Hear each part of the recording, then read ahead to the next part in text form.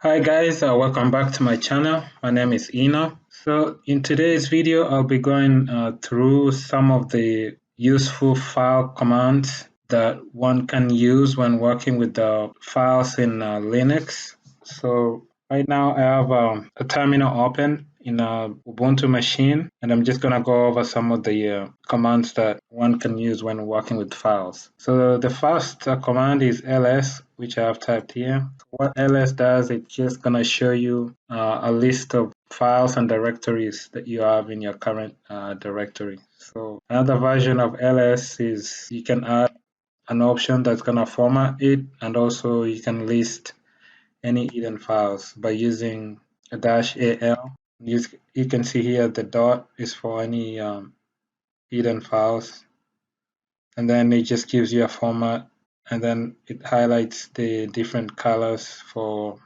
directories and for files. So as you can see here, this is a directory right here, and this is a file. The next command is pwd for that's gonna tell you the name of the current directory that you're working under. So right now we're in home and user. So we're in the user directory. Next, we'll go to the cd command. This is used to change directories. So for instance, if you wanted to change to uh, the desktop directory, you can do just cd and that should take you there. And if you want to go back to the parent directory, you just use cd, that takes you back. Okay, the next command is used for making a new directory. It's called mkdir directory. Now if we do ls, we should have the new directory which wasn't here, as you can see. Okay, next we'll do a command for making a new file. So that's gonna be the touch command. So touch, we'll do file one, and then if we do ls,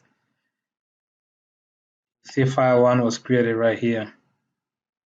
Okay, next we'll do a command for deleting a file. So rm for remove, then we'll just remove the file we just created. And if you do ls, file one is gone. Okay, so when you're working with directories and you're trying to remove them, just typing rm might not work. So let's say, for instance, I have here this directory that I created. If I try to do rm, so it says you cannot remove it.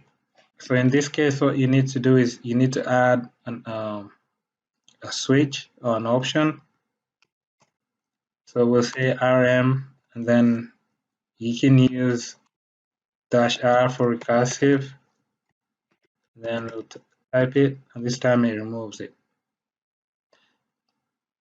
Okay, there's also another option that you can add when let's say you have inside a directory that has a lot of files, and instead of getting prompted every time, you can use the force option.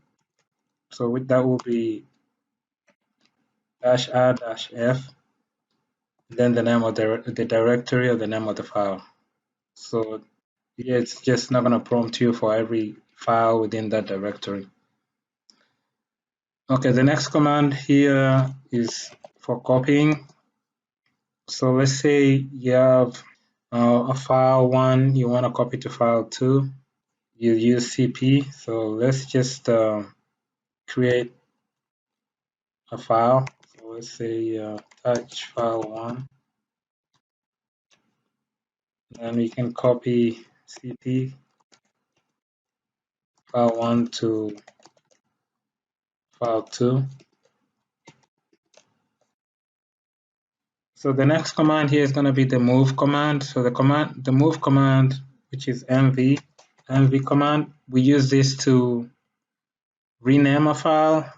So for instance, if I don't have, I'm looking to rename file 2, let's say file 1, and give it a new name, file 3.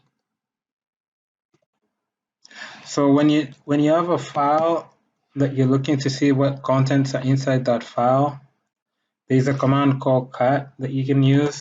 Allows you to see what contents are inside the file. So here I have my file, and it's got a few lines inside of it of text. So I can do cat my file, and it's gonna list whatever that's inside that file. You can also use, let's say this was a really long file. You can use, and you're looking to see all the contents at once, you can use more, and then the name of the file. And if you're just looking to see the first 10 lines, you can use head, and my file will give you the first 10. You're looking to see just the last 10 lines, you can use tail.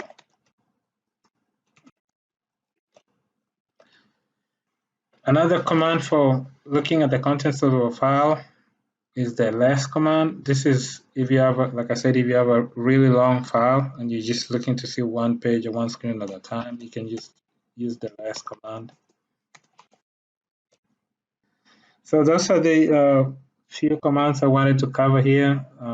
The list is not exhaustive. There's many other commands you can use, but these are the few that can be quite useful when you're working with files in Linux.